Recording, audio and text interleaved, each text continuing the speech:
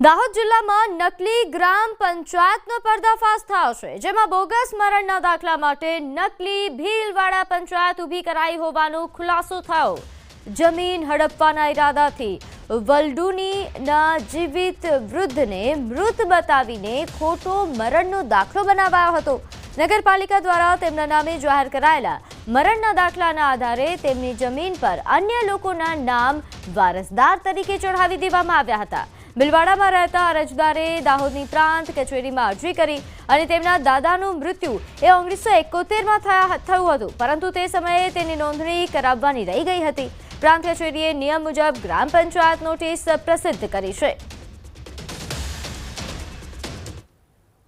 उन्होंने death certificate वारसाई पीड़िता पर और ये कागज रजू किए थे, उसके आधार पर ये एंट्री मंजूर की गई है। अभी वीरसिंह भाई द्वारा एसडीएम साहब की कोर्ट के अंदर आरटीएस केस चल रहा है। जो आरटीएस केस का आखिरी फाइनल जजमेंट आ जाएगा, उसके बाद आगे की कार्यवाही हम तो करनी रहेगी।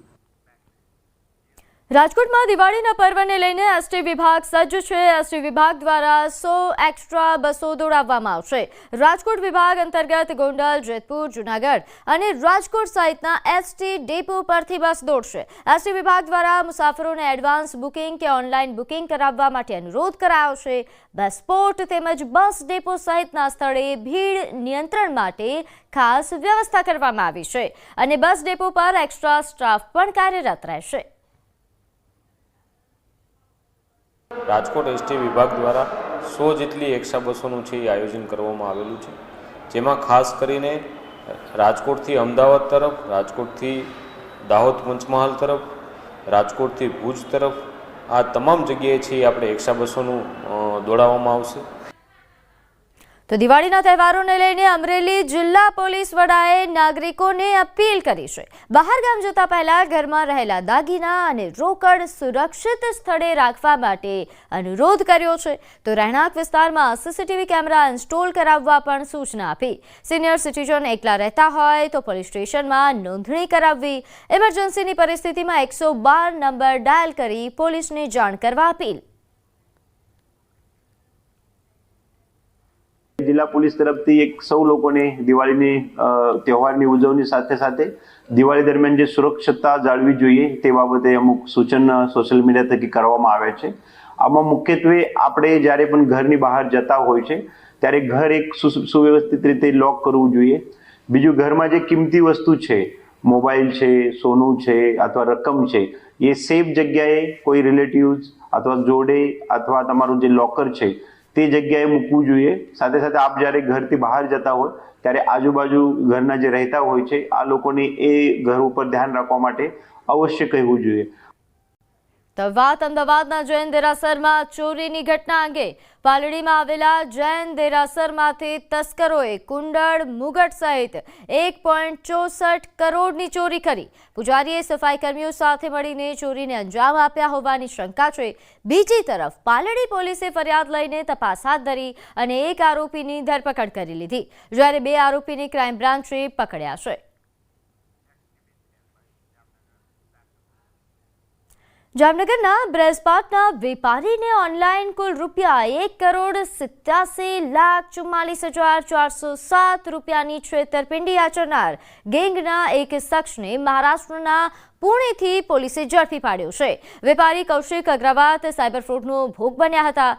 ઊંચા વળતરની લાલચ આપીને અજાણ્યા શખ્સોએ કુલ રૂપિયા 1 કરોડથી વધુની છેતરપિંડી કરી હતી। વેપારીને વોટ્સએપ પર મેસેજ આવ્યો, જેમાં ટ્રેડિંગ એડવાઇઝર તરીકે ઓળખ આપીને અલગ અલગ કંપનીઓની સ્કીમમાં રોકાણ કરવાથી ઊંચું વળતર મળશે તેવી લાલચ આપી અને જેથી વેપારીએ રોકાણ કરવાનું શરૂ કર્યું હતું અને ત્યારબાદ વેપારીએ પોતાની બેંકના ખાતામાંથી મહારાષ્ટ્રની એક બેંકના ખાતામાં મસ્ત મોટી રકમ ટ્રાન્સફર કરી હતી અને ત્યારબાદ અચાનક કંપની બંધ થઈ જતા તેમની સાથે ફ્રોડ થયાનું જાણ થતા પોલીસ સ્ટેશનમાં ફરિયાદ નોંધાવી। આની ટેકનિકલ તપાસ દરમિયાન જામનગર સાયબર ક્રાઇમ પોલીસ સ્ટેશનને જે એકાઉન્ટમાં પૈસા ગયેલા હતા એ બેંક ઓફ મહારાષ્ટ્રનો જે એકાઉન્ટ નંબર હતું એના જે વ્યક્તિ જેના નામનું એકાઉન્ટ હતું એ વ્યક્તિને મહારાષ્ટ્રના પુણે ખાતેથી પકડી પાડવામાં આવેલો છે। અને આ જે વ્યક્તિ છે એનું નામ છે અબરાર અઝીઝ અબ્દુલ લતીફ દિવાન, જે પુના ખાતે રહે છે અને ત્યાંથી તેને અટક કરીને લાવવામાં આવેલો છે. આયુર્વેદ અભ્યાસના આંતરરાષ્ટ્રીય સેન્ટર ITRA પોતાની 25મી વર્ષગાંઠ ઉજવી રહી છે. સાથે જામનગરમાં સ્થાપિત ITRAને 5 વર્ષ પૂર્ણ થઈ રહ્યા છે. આ અવસરે ત્રિદિવસીય આયુર્જીરિકોન 2025 કોન્ફરન્સ શરૂ થઈ, જેમાં વિશ્વભરના 500થી વધુ તબીબો નિષ્ણાતો જોડાશે. આ કોન્ફરન્સમાં વૃદ્ધાવસ્થાના આયુર્વેદ આધારિત ઉપચાર માટે માર્ગદર્શિકા અને ડિજિટલ એપ્લિકેશન તૈયાર કરવાની યોજના છે. સંસ્થાન institute of teaching and research in Ayurveda આજે એના 5મા ફાઉન્ડેશન ડે નિમિત્તે આયુર્જેરિકોન 2025 કોન્ફરન્સ કરવા જઈ રહ્યું છે. આ 3 દિવસની એક કોન્ફરન્સ છે, જેમાં બે દિવસ માટે ઇન્ટરનેશનલ કોન્ફરન્સ છે અને એને પહેલાનો દિવસ એટલે કે આજનો 14 ઓક્ટોબરનો દિવસ આજે અમે પ્રી કોન્ફરન્સ વર્કશોપ કરવા જઈ રહ્યા છીએ, જેમાં વૃદ્ધાવસ્થામાં આવતી સમસ્યાઓ, વૃદ્ધાવસ્થાની સમસ્યાઓને કેવી રીતે ડીલ કરવી અને એનાથી ઉપર કે વૃદ્ધાવસ્થાની સમસ્યાઓને આવતી કઈ રીતે રોકવી, આ સંદર્ભમાં ચર્ચા કરવામાં આવશે. દિવાળીના તહેવારને ગણતરીના દિવસો બાકી રહેતા જ બજારોમાં અવનવા ફટાકડાઓનું ધૂમ વેચાણ થઈ રહ્યું છે.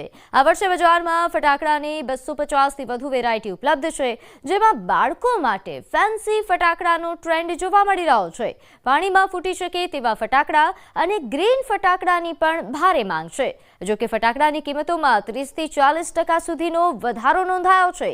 બજારમાં 30 રૂપિયાથી લઈને 30,000 રૂપિયા સુધીના ફટાકડા મળી રહ્યા છે. 30 રૂપિયાથી લઈને 30,000 સુધીની તમામ વેરાયટી હાલ માર્કેટમાં ઉપલબ્ધ છે.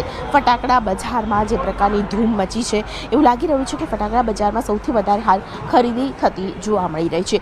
મહત્વનું છે કે દિવાળીના પર્વની અંદર જ્યારે વિશેષ પ્રકારે લોકો આયોજન કરતા હોય છે, એમાં પણ જ્યારે ફટાકડાની વાત આવતી હોય ત્યારે સૌથી વધારે ખરીદી ફટાકડામાં બાળકો દ્વારા થતી હોય છે. ત્યારે વિશેષ પ્રકારના જે ફટાકડા છે તે પણ હાલ માર્કેટની અંદર ધૂમ મચાવી રહ્યા છે. એમાં પણ ગ્રીન ક્રેકર્સ છે, સાથે પાણીમાં ફૂટી શકે તેવા પ્રકારના પણ ફટાકડા છે તે હાલ માર્કેટમાં ધૂમ મચાવી રહ્યા છે. જે વેપારી છે તેમની સાથે પણ વાતચીત કરવાનો પ્રયત્ન કરશું, કારણ કે જે પ્રકારના ફટાકડા છે હાલ માર્કેટમાં જોવા મળી રહ્યા છે, એમાં પણ ગ્રીન ફટાકડા એટલે કે પોલ્યુશન ન કરે, પ્રદૂષણ ન કરે તેવા પ્રકારના ફટાકડા છે તે જોવા મળી રહ્યા છે. મારી સાથે વેપારી છે આશીષભાઈ, તેમની સાથે વાત કરીશું. આશીષભાઈ, પાણીમાં પણ ફૂટી શકે તેવા પ્રકારના ફટાકડા હાલ માર્કેટમાં પહેલી વાર આવી રહ્યા છે, શું કહેશો આ વિશે?